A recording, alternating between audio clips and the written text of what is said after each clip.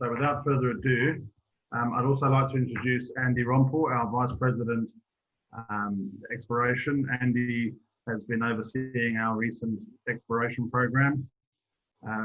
I will most likely go through those exploration results, but if there is anything or any more detailed technical questions on geology, Andy is here to answer them as well. I'd like to point you to the disclaimer in the presentation. We will be talking about some forward-looking statements. So we believe that African Gold Group is Africa's next leading gold company. We've completed an independent and robust definitive feasibility study on our flagship Kobada mine, which is situated in southern Mali to produce 100,000 ounces of gold per annum. This project is one of only a handful of permitted construction-ready projects, and we have significant upside, both in terms of exploration ounces and value. So in terms of where our key performance indicators are, we have an experienced management team and board. All of us have a proven track record in financing, construction, and operating mines in Africa. We have a very fast path to first gold, 19 months after start of construction, with a low capital cost, around $136 million US, a very aggressive timeline to complete the construction, and a very proven process plant that is very common in this part of Africa. We also have significant exploration upside. We've only drilled less than 8% of all the identified shear zones on our Kobada property. We are yet to drill the rest. And we also have some significant exploration potential in our Burkina Faso Madougou option. We also have the ability to convert a number of resources quite rapidly over the next 9 to 12 months. And this current aggressive drilling campaign will allow resource upgrades faster than we initially expected. We also believe we have significant upside in the share price. Currently, we're sitting at around 275% of upside potential based upon a recent Canaccord analyst research piece. And we believe that there is significant potential for the share price to move. We're also engaging in a number of positive financing discussions and a number of numerous active opportunities.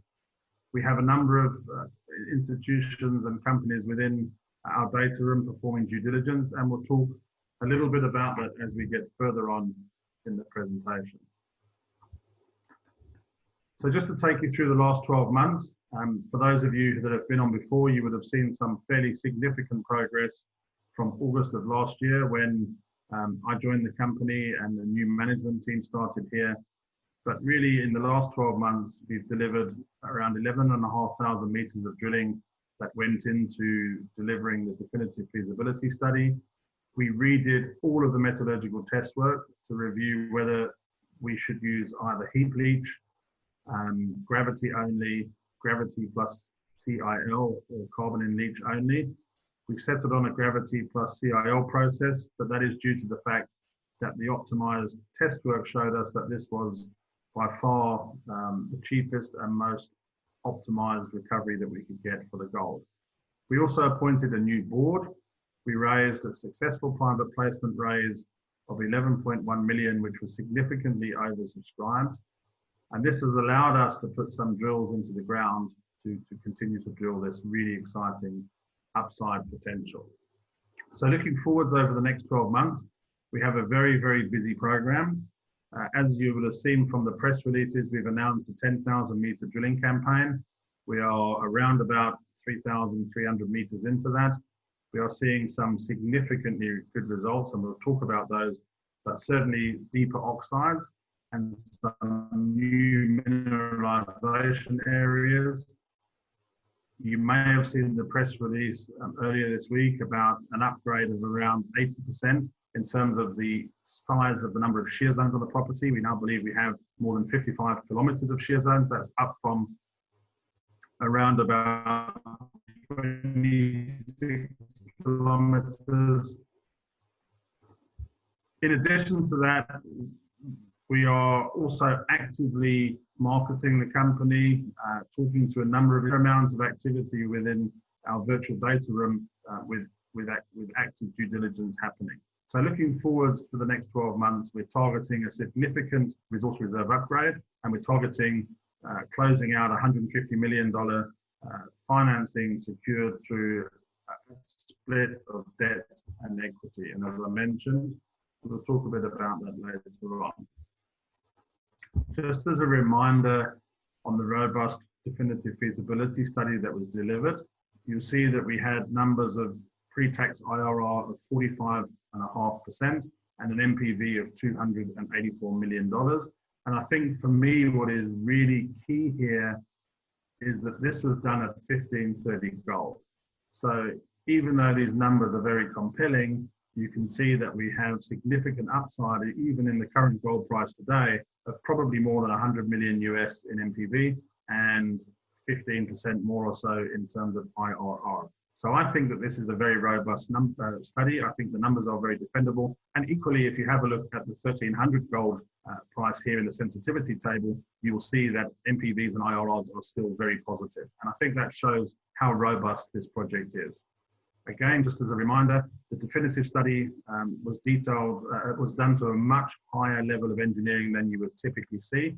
We already have around 90% of the detailed engineering complete. And that is why we are so confident that we can deliver this project for $136 million, which includes around about $11 million in contingency. As I mentioned, this is a gravity plus carbon in leach plant, very common in West Africa, very easy to operate, and very, very high recoveries. In addition to that, we have a measured and indicated resource of about 1.2 million ounces, an inferred resource of 1.1 million ounces, with inferred grade sitting quite a bit higher than our average measured and indicated grade. And I'll talk a little bit about what we're doing to exploit that in our exploration drilling program. For me, what is really key here is the 11,500 meters of exploration drilling that we did as part of the upgraded independent definitive feasibility study, saw a 48% increase in proven and probable reserve from around 510,000 ounces to 755,000 ounces. And we're very confident that we can grow this number quite quickly, as I mentioned. And equally for us, which is very important, is that we are fully licensed and permitted, so we're a ready for construction asset. Some of the other numbers on this slide are very encouraging: 400+ million in pre-tax project cash flows, and all-in sustaining costs down in the lower quartile of West Africa at $782 an ounce. We're targeting an average of 100,000 ounces a year in annual production and a targeted mine life of ±10 years. Some of the questions that we get are around how does these very low operating costs come about with what would be considered to be a slightly lower grade than you might see in some other parts of West Africa. So I thought that this time around I would break this down and explain it. In terms of our key operating cost inputs, the geology is very simple. We're only concentrating on the oxides. The oxides are saprolitic, they're very soft, and they're very friable. I think it's important to note, however, that below the oxides, we have a sizable sulfide resource that we have drilled into. We understand the nature of the sulfide resource, yet we haven't delineated that sulfide resource yet. So we have only focused on the oxides, which is what this project is looking at for the next 10+ years. The mining itself is open pit. It's free dig with almost no blasting, and it's contractor driven. So we're not having to fork out significant capital for our own mining equipment, certainly in the first few years of the mine life. The strip ratio is 2.76 to 1. Now that is very low, which means that we're typically mining in some low grade ore almost from surface down. So already you can see that these three operating cost inputs are really compounding together to give us a very low mining cost of around $8 per ton of ore mined. In addition to that, we will undertake grade control drilling. That is in the budget. That grade control drill plan optimizes the feed into the plant. We have a very simple process of drilling on a 5 by 5 meter grid. That allows us to delineate varying grades of gold and put them onto various finger stockpiles to allow us to feed that into the plant. What this does is prevent dilution and also allows us to control the blend into the plant in the earlier years. In addition to that, the power requirement is very low here.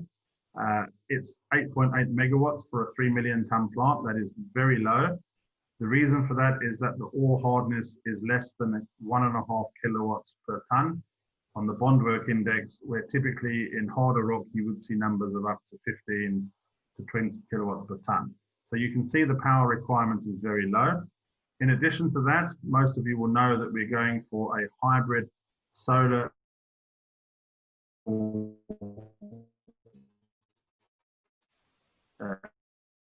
cents per kilowatt hour versus typically what you would see in a diesel only generator power plant of anywhere between 25 to 30 cents. So again, on the power side, you can see lower power plus lower cost also add to this much lower operating cost number. In addition to that, on the processing side, we have a very quick leach reaction time. So what does that do? It gives us a 96% gold recovery within 16 hours of leaching starting to take place. That allows us to reduce the amount of cyanide and lime that we need in the process. And all of this results in a much lower processing cost. And if you have a look on the right-hand side here, you can see that overall, that results in $18.91 per ton of ore processed, or $704 per ounce of finished gold. And that is the numbers that you see there are how these operating costs are made up. By having a look at the discounted cash flow after tax in the bottom left, you'll see a very healthy $326 million positive cash flow. And you can see anywhere between 50 and 60 million of free cash flow per annum. By having a look at the sensitivity, I think it's safe to say that it's obvious that gold prices is clearly quite a big swinger here in terms of NPV and IRR. And you can see as well that recovery is also important. So these are some of the areas that we will need to focus on as we move this project into operation. I mentioned as well that a key focus of ours is to continue to explore this property.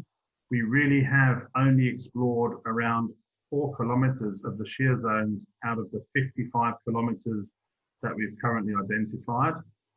The current program is very aggressive, and we're looking at 3 key areas of focus within this 10,000 meter program.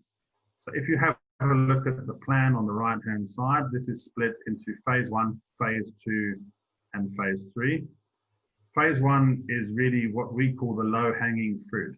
And this is the inferred oxides, shallow, that are sitting at about 1.3 grams a ton within the current resource shell.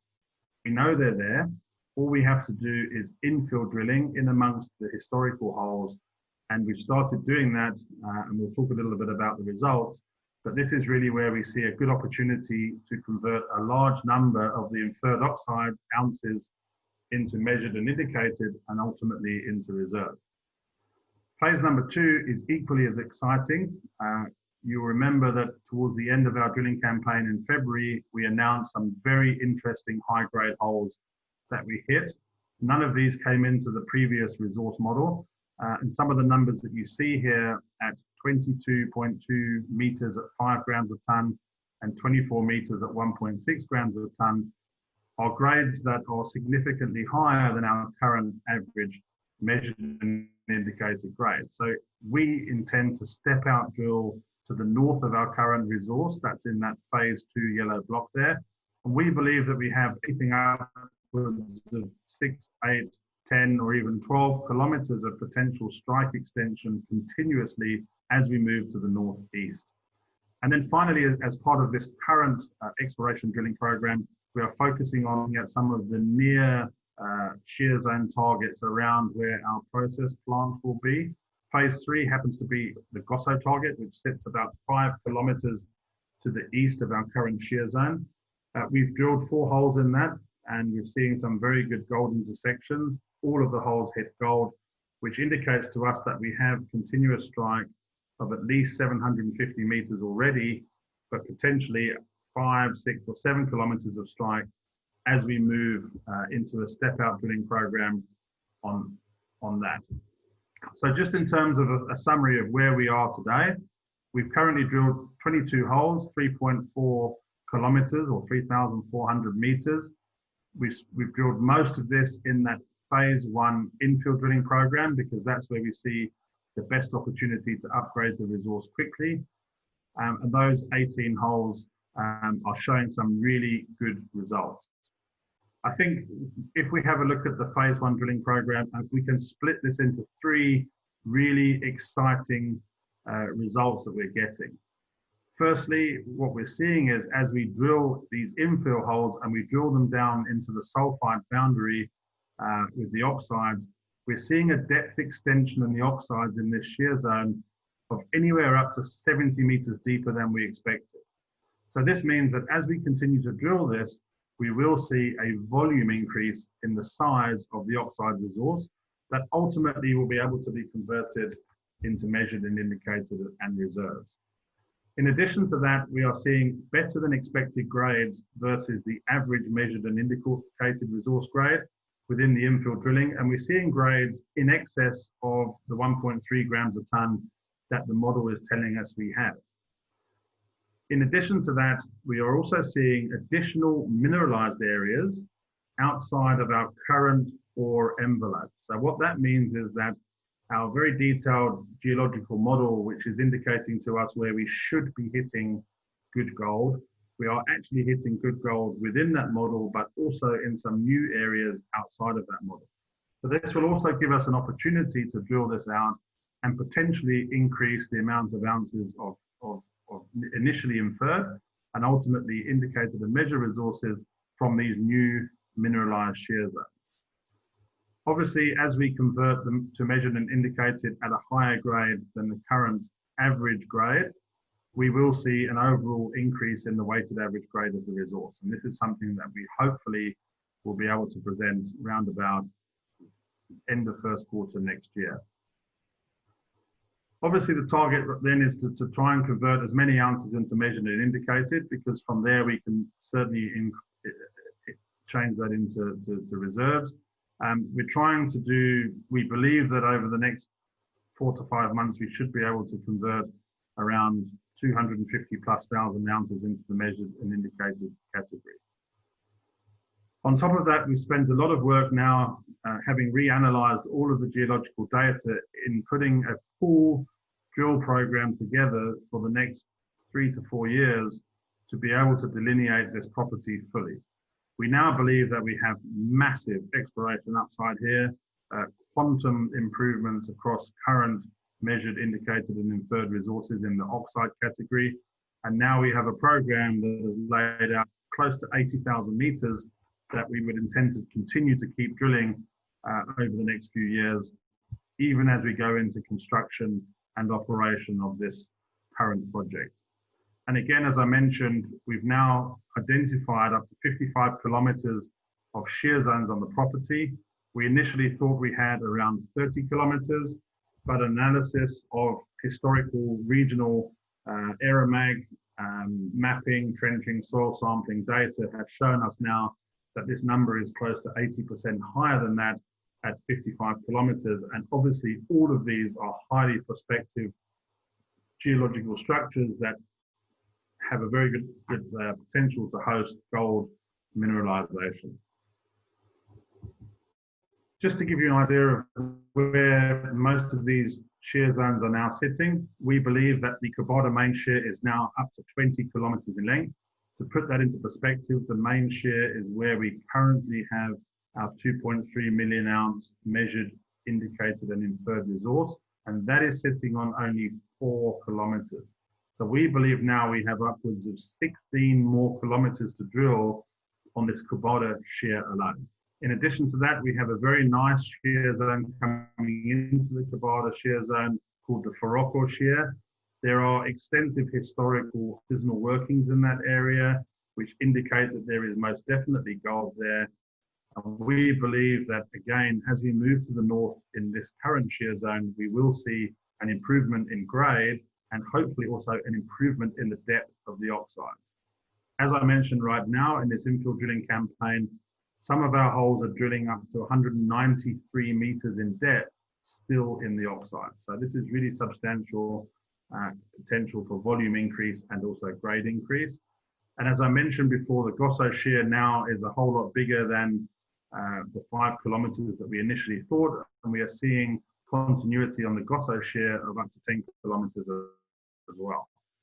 If we couple that with our exploration area to the south, Kobada Est, Kobada East shear is sitting at now 18 kilometers, which is far bigger than we initially expected. And we're also seeing the Far East shear coming in around 4 kilometers in the corner of the property in the Far East. So all of that adds up to this 55 kilometers of highly prospective shear zone structures, all of which have the type of geology that does host gold mineralization. Now I'm going to get into the technical geology, so if I make a mistake, I'm sure Andy will chip in. But what we're trying to show you here is on some of the holes that we've now drilled, we're trying to show you some of the correlation between where we expected to find mineralization and where we are seeing mineralization. And again, you can see the dark blue hole here with the intersections. All of it is hitting gold within the ore envelope that we expected to see.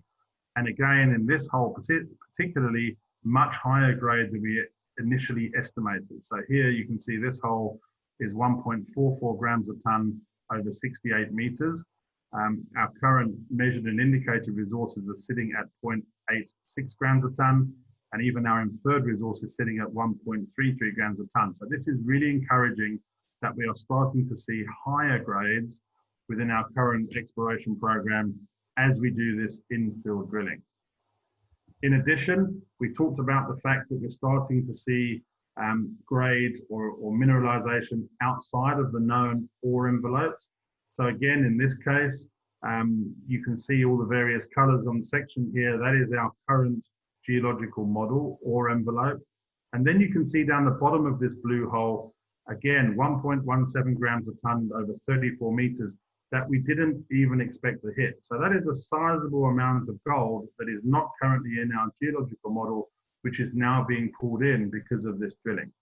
And again, this is really encouraging because this will again give us the opportunity to expand the size of the oxide resource. And then just to give you a little bit more sort of flavor on this deepening of the oxide boundary, as I mentioned it here.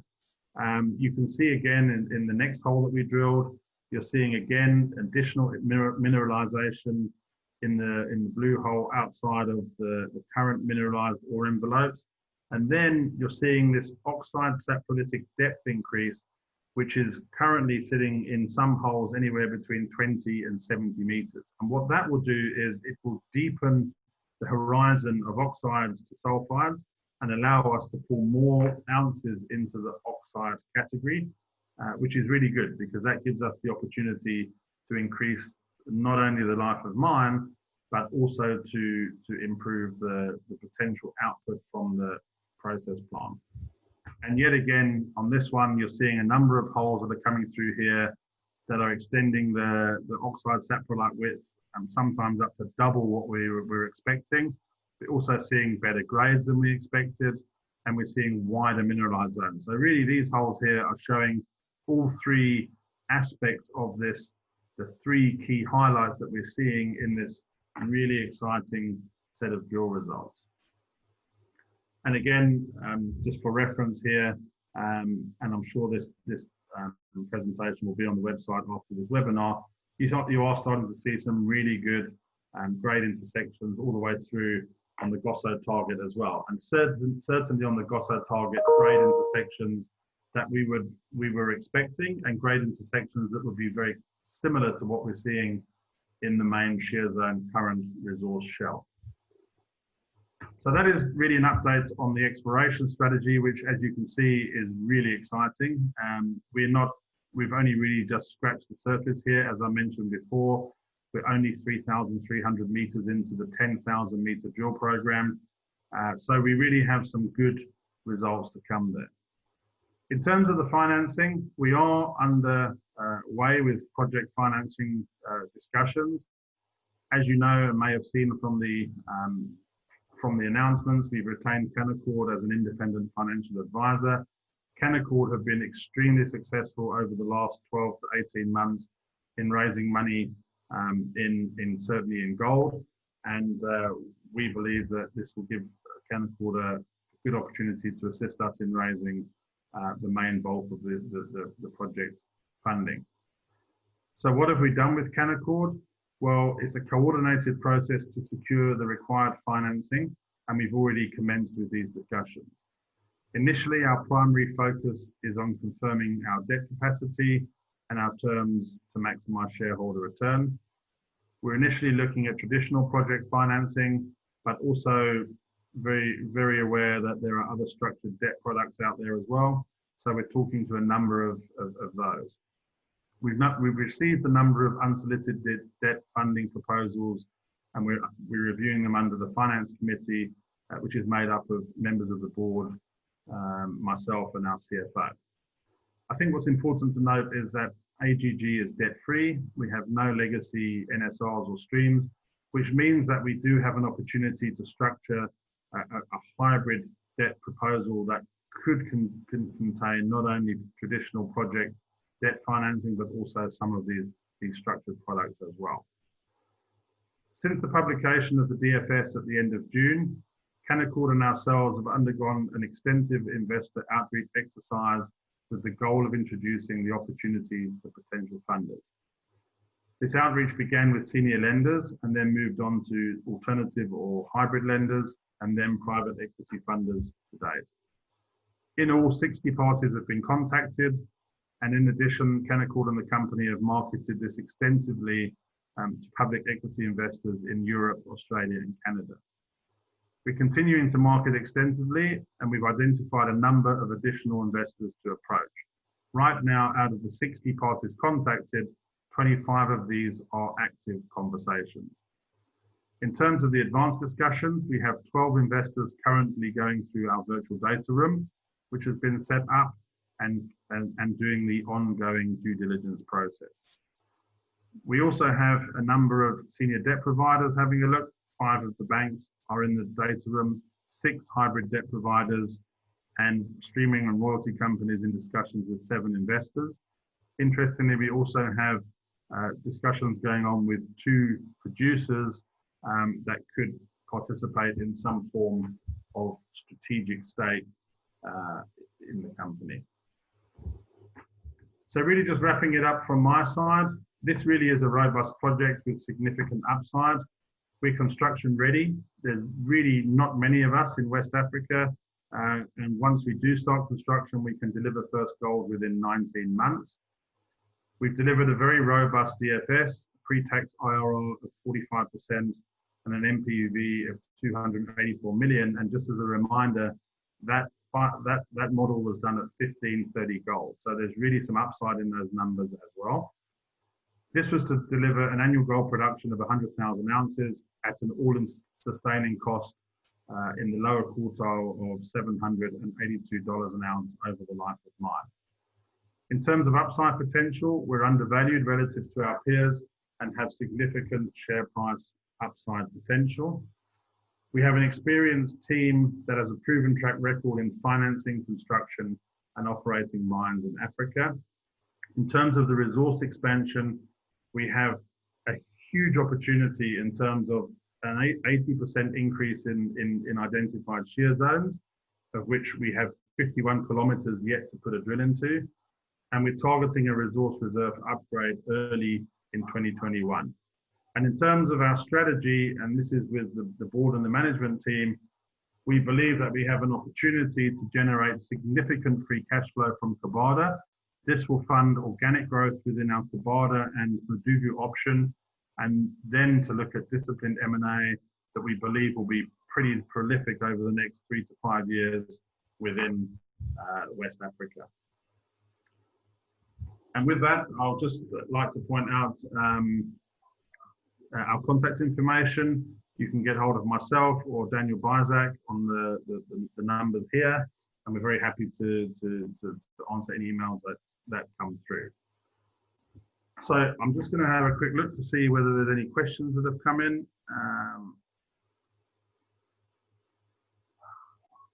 Give me a second here.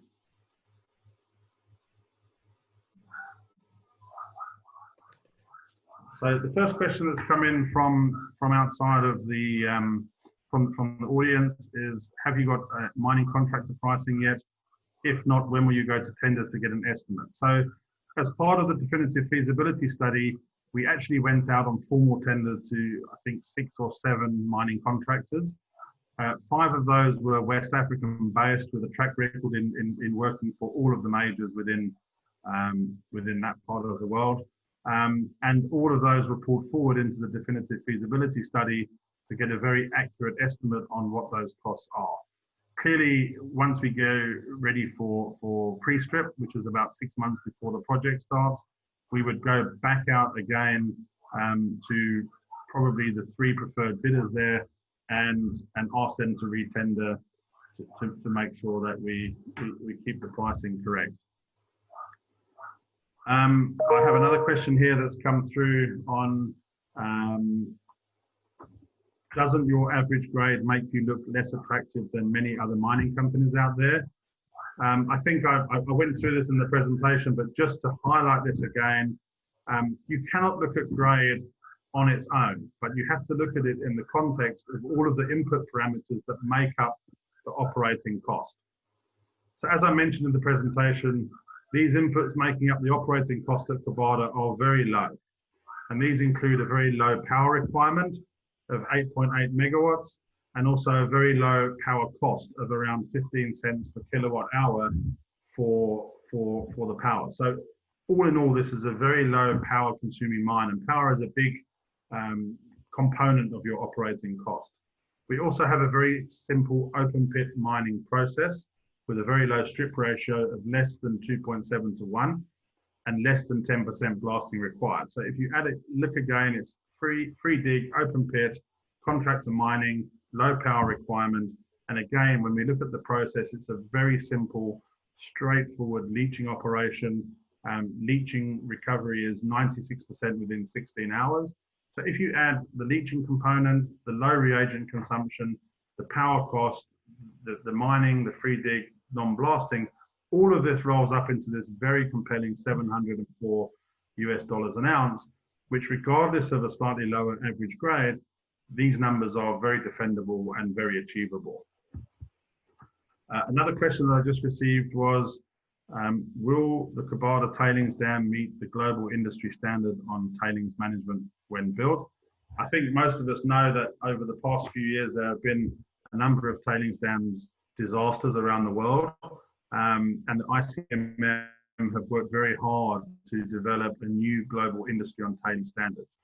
If you recall, the definitive feasibility study was an update from a feasibility study that was done in around 2016. In that study, the tailings dam was designed to a level that we did not believe was contingent to meet the new industry standards. So as part of this definitive feasibility study, we have made a number of significant upgrades to that tailings dam to ensure that we do meet those standards and in many cases exceed them. So just an example of some of the areas that we've been looking at. We've changed from a clay liner to a fully lined HDPE plastic lined tailings dam.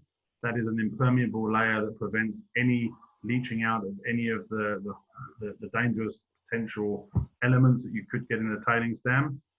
It's a downstream construction, which means we build it in stages, but we build it downstream. So as you build the wall up, the base of the wall gets much thicker. We're not using tailings to build the wall. This is built from competent tailings material, and this is also quite a key factor in future tailings dam design. And we've also carried out breach analysis to see what would happen if, in the very, very rare event there was a tailings dam failure, what would happen to the flow of the tailings. And we've made sure that in this, there are absolutely no way that there are any villages or populations of people below where that breach analysis would happen. So I think just looking at those 3 areas, we have made significant strides in making sure that we start to build in the design for meeting these global standards for tailings management. The only other question that I've got here, in fact, sorry, another one's just coming as well. Two more questions that I have, and then I'll see if there's any more. What are the short to medium term catalysts? I think if I understand the question correctly, clearly right now we are seeing some very exceptional drilling results coming out of this property. We've managed to raise enough money to continue drilling. We believe in terms of cash in the bank, we have enough money to take us through into Q1 next year and continue to drill certainly through to early January. That will allow us to be able to put all of the information together to hopefully put a new updated resource reserve statement together by Q1 2021. Clearly though, the objective here is to push the reserve number over 1 million ounces. We know what we need to do that. We just have to make sure that we drill enough meters to be able to do that as well. So that is something that we're looking very closely at now. The other catalyst to us that are really key is to continue these relatively advanced financing discussions. It is absolutely clear that this project will generate some significant free cash flows. In order for us to continue our strategy in terms of developing Kobada project, increasing its life, potentially increasing its annual output, and then having a look at disciplined M&A within the West African sector, all of these are contingent upon bringing this first project into construction and delivering the sizable free cash flows that will come from this and allow us to participate. I think it's safe to say, and I'm sure my board is listening in as well, that we have an absolute mandate from the board to grow this company quickly. We have a mandate to grow into a multi-asset, multi-jurisdiction company, and that is what we are intending to do over the next 3 to 5 years. And then the other question that I have is, when do you expect to begin construction and how long will it take? As I mentioned, construction is contingent upon raising the money that's required to build the project. I mentioned that the number for building the process was 136 million. We're also adding in around 10 million for additional exploration drilling through the construction build. And we've also included some working capital and some financing costs. So in all, we're looking to raise around 158 million US dollars. That will be split most likely around 70% debt and 30% equity. And the intention there is that we would try and at least get the commitments for that before we started construction. Timing is key in Mali. As you know, we have a rainy season that runs from around end of May to end of September. It's very difficult to do earthworks during that time. We can do everything else. We can do civils, we can do structural steel, we can do other stuff, but we cannot do earthworks. So if we are not able to raise or secure the funding before the end of January, February next year, then we would most likely only start earthworks in September 2021. That's not really delayed because we have a lot of work that we can do in between that. Certainly from the middle of next year, there are 3 to 4 months of pre-construction works that have to happen, finishing off the detailed engineering design, placing lead order items, etc. So we believe that if we can get first shovel in the ground by September next year, we will produce first gold 18 to 19 months after that. Another question just come in: does the political military situation in Mali impact you or pose any risks? I think that's a really good question. In fact, there's 2 questions that have come in very similar.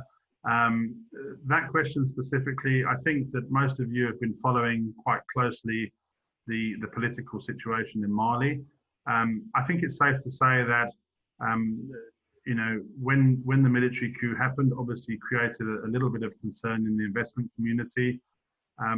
It's not uncommon in Mali or even West Africa for military coups to happen. We had seen a build-up towards the military coup of a lot of unpopularity towards the sitting president. He was in his 2nd term. He was not really doing what he said he was going to do. And there were a number of peaceful protests that we saw, up to 1 million Malians taking to the streets every week through that period from June until the military coup happened. I think the reluctance for the president to take that on board and step down at that time, or certainly devolve some of his powers to the prime minister and his cabinet, meant that the military stepped in. That being said, it was, I guess, a textbook coup, if you want to call it that. So no shots were fired, nobody was killed or injured, and the president was released 2 or 3 days after he was detained, after he agreed to step down. I think for me, what's really key here is that the military moved very quickly to agreeing to the conditions of the West African Economic Union, ECOWAS, by putting in a new transitional government. The main conditions that ECOWAS were imposing were that the government should be predominantly made up of civilians. And you'll see now in this new structure, this is mainly a civilian transitional government. We're very comfortable that all of the civilian appointments, from president to prime minister to most of the cabinet, are all with very experienced politicians that have been in this position before and done a very good job historically. And we believe that the timing for the changeover for the 18-month transitional government to a new elected government is also very fair. Our experience since the new transitional government has come in place is very positive. We're seeing interactions with some of the warring factions in the north of the country. We're seeing a much more inclusive government. We're seeing a lot of, I guess, haste in trying to get the job done and the government settled down quickly. And certainly our interactions with the departments that we deal with, so that's predominantly mining and environment, have been very positive to date. So I'm confident that although the initial coup was a little bit of concern, I'm confident that this has really been a positive move for the country. Then there's just one other question I have here, and then I'll see if there's any more questions. Again, it's a question about grade control drilling. Yes, it says, have you planned any advanced grade control drilling in the starter pit area to measure reconciliation between exploration and grade control? Absolutely. So you remember that most of the time you're drilling exploration drilling on a grid of between 25 and 50 meters.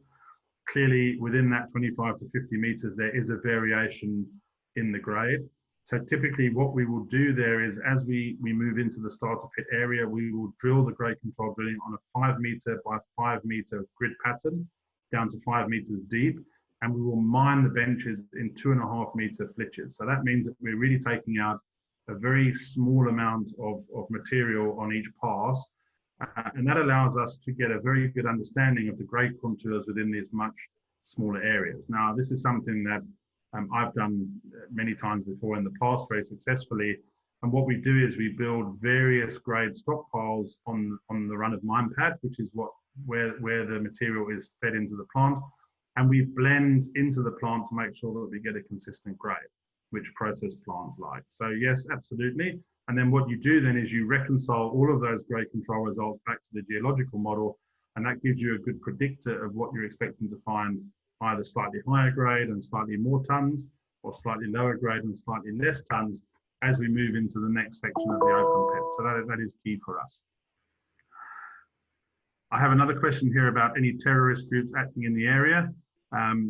It's always I always touch wood when I say this, but I think that it's very safe to say that the Birimian Greenstone Belt, which runs from typically the north west of the country to the southwest of the country, where all of the mines are situated, is very far away from any of the current terrorist activity, which is typically happening to the north and the east of Bamako. We are in the south and the west of Bamako. We're 4 kilometers from the Guinea border. We're a long way from anywhere close to, I guess, sort of what you would typically call red zones, so Mauritania border or Burkina Faso border. And therefore, we aren't seeing any issues at all from a security perspective. And not only terrorist groups, but also no issues with criminal activity either. So a very good indication was that during the 6 months of lockdown where we couldn't get senior people into or out of the country, in all of our construction camps and all of our equipment that was parked up during that period, we didn't have any incidents at all of criminality. And that is really shows that the relationship that we have with the local community through our corporate social responsibility program is really, really good. And we're very pleased that that relationship is very strong. Another question came up around requirements to employ local staff, or will we need to attract expats? I think it's safe to say that we will always need a few expats in this project. My experience in having worked in Africa for the last 28 years is that an expat is there to mentor and grow the skills base of the local labour. Expats are typically transient, so you see them coming in and out every 2 to 3 years. That doesn't really lend itself to a good, stable operation. And typically what you would like to see is a senior management team that is mentored and made up of mainly local labour. In addition to that, unfortunately within Mali and also in West Africa, there are some really substantial skills in mining. I mean, mining has been around in this part of the world for probably close to 100 years. I've employed many West Africans in my projects in the DRC and Zambia, and the skills are there. So it's really not a problem to be able to employ local staff anyway. But in addition to that, as part of our corporate social responsibility program, we have made a commitment to the local communities that where we can, we will employ from there. And there's a very specific reason to do that. The one is that then it prevents the workforce that doesn't have a job going into artisanal mining, which could always be a little bit of a problem. And secondly, it also allows wealth to flow back into the local communities and ensure that the overall wealth of that region grows, so that they're not reliant on handouts from government or infrastructure spending from government. They're able to do it by bringing wealth into the local community. So that is something that we've been doing for close to 14 months now. Every single person that we have on site is employed from one of the local villages. And that has really seen a great relationship formed between the village elders, the chief and the village elders and the local community. I think I've still got enough time for a couple more questions, so I'll carry on. If exploration is successful and more ounces are moved into reserves, do you plan to build a bigger process plant and produce more annually, or stick to the annual 100,000 production nameplate and have a longer life of mine?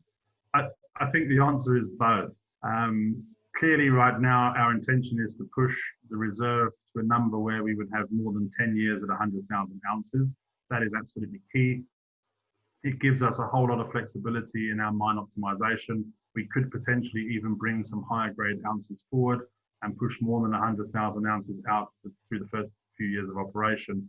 But ultimately there comes a time when you can only extend the life of mine to a level where it makes a lot of sense to come back and put in a second phase process expansion. Now, we're very aware of that, and in my background, in the companies that I've worked for before, we've always designed a plant to be modular. So this plant is no different. So we have a plant that can currently take around 3 million tons of feed through the front end to produce 100,000 ounces at around a gram a ton feed. If we put more than a gram a ton in the front, we will produce more than 100,000 ounces without doing anything different to the process plant at all. If we intend to put more feed through the front end, then we've left space for another front end, so an increased crushing and milling capacity. We've also left space for additional CIL tanks down the back end, around another 3 or 4 of those, another elution column, another electrowinning stream, and another furnace. So this is something that we always factor into the original design, and we leave the space. We do the earthworks, and we leave the space there so that it's not going to be disruptive when we want to go back and put a bigger plant in. My feel on this is that with the way that our drilling is going, if we can continue to be able to drill like we're drilling right now, this has the potential to be something closer to 150+ thousand ounce mine. And then another question, in the latest updated feasibility study, it's mentioned that a number of village homes need to be moved. Has this been discussed with the local community, and is there a timeline and cost already conceived for completing this? Yes, absolutely. We have negotiated with the local community. There are also very stringent government guidelines around relocating homes. There aren't many, I think around 50 in the feasibility study, or 60. Most of those are really not necessary to move, but I am a firm believer in moving people away from any potential danger zones, and in particular downstream of the tailings dam. So they have been included. There's capital included in the project to be able to do that as well. And as part of the updated public consultations that we're currently doing through the local region, this will be discussed in a little bit more detail. This is not something that we have to start straight away, but it's something that we have to have finished before we bring the mine into construction. Right now, there's been no opposition to that. We're monitoring the situation, and we believe that this won't be any risk to the project at all. And I think that is all of the questions that I've been asked. So I think with that, I'd like to thank everybody for their time, thank everybody for their interactive questions. Clearly, if there are any questions that I haven't answered or that you want answered, I've given you the details of Daniel, our VP Corporate Development. My details are also on the website as well. And I'd urge you to go to the website, register on the website so that you get our press releases and our updates. We're also on Instagram, Twitter, and LinkedIn. So I'd urge you to follow those as well, because we submit a fair amount of information on a weekly basis on updating some of these exploration results. And I'd like to thank you for your time. And if we don't speak before Christmas, I'd like to wish you all a safe, healthy, happy Christmas. And we look forward to engaging with you early January when we come back after the new year. So thank you very much for your time.